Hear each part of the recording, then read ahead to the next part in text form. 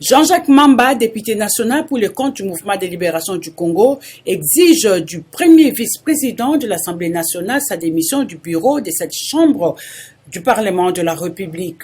L'élu de Lukunga vient de lancer à ce sujet une pétition qui aurait déjà recueilli plus de 60 signatures, pétition qu'il a déposée ce mercredi au bureau de l'Assemblée nationale. Nous avions activé l'article 31 de notre règlement d'ordre intérieur, suite aux différends que nous avons eus avec l'honorable premier vice-président. Nous avons pu obtenir 62 signatures et nous sommes venus déposer une pétition visant à le déchoir de son poste de premier vice-président du bureau. Cette procédure aura le mérite, au minimum, de modifier le comportement de nos autorités, de nos collègues, parce que nous sommes dans une période très difficile et il faut que ceux qui sont dépositaires de l'autorité publique ou ceux qui sont mandatés par notre population aient un langage responsable. Et je pense que nous luttons pour une société meilleure dans laquelle les responsables politiques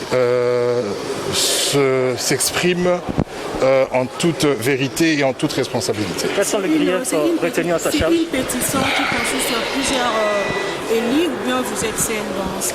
Il y a 62 députés, toutes catégories et toutes tendances politiques confondues. Quels sont les griefs retenus à sa charge? Mais vous vous rappelez que monsieur l'honorable premier vice-président, à l'époque, avait, sur les ondes de Top Congo, allégué, pendant cette période de Covid, que le bureau aurait sollicité 7 millions de dollars pour organiser le congrès. Nous avons, de manière très courtoise, adressé un courrier à ce dernier pour qu'il nous donne les éléments de cette allégation, c'est-à-dire les preuves.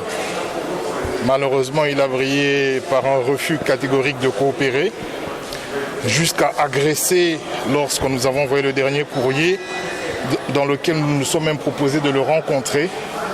Il a agressé mon assistant qui est derrière moi, on lui a déchiré la chemise ici au Palais du Peuple et j'estime pour ma part que ce genre de comportements sont inadmissibles dans une république démocratique. Et partant de là, après cet incident, nous avons décidé d'activer l'article 31 de notre règlement intérieur pour qu'il soit sanctionné.